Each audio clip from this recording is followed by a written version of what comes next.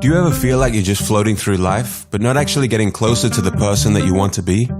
It usually happens around New Year's. You imagine all the bad habits you're going to break free from, and all the good habits you will begin. This time will be different, you say to yourself. This time I am going to do the things that I say I will. Only to end up back where you began shortly after, and no closer to what you had envisaged.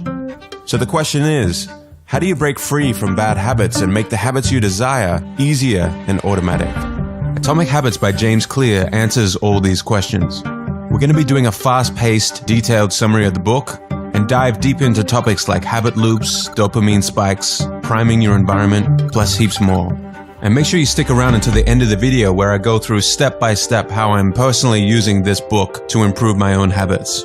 I hope this summary inspires you to go out and grab a copy of the book for yourself, because this book deserves a space on everyone's bookshelf. Let's jump into it. Imagine a plane taking off and traveling from New York to Los Angeles. Just before takeoff, you adjust the plane just slightly by 3 degrees or around 80 inches. If you were to keep flying in a straight line, you would end up closer to Tijuana in Mexico than in your intended destination of Los Angeles. And the same goes for our habits. Tiny changes in our habits can change the trajectory of our lives in ways that we can't even notice until many years into the future looking back, in both good ways and bad. You are your habits. The power of atomic habits. A slight change in your daily habits can guide your life to a very different destination. Massive action versus 1% improvements. Far too often we convince ourselves that massive success is only possible through massive action in any goal we are pursuing. We expect ourselves to make some quantum leap or momentous improvement that will gain others' attention. However, it is the tiny improvements that aren't even noticeable at first that create incredible change. Let's look deeper into the math. 1% better every day for a year will compound to 37 times better, but 1% worse every day over a year will bring you close to zero.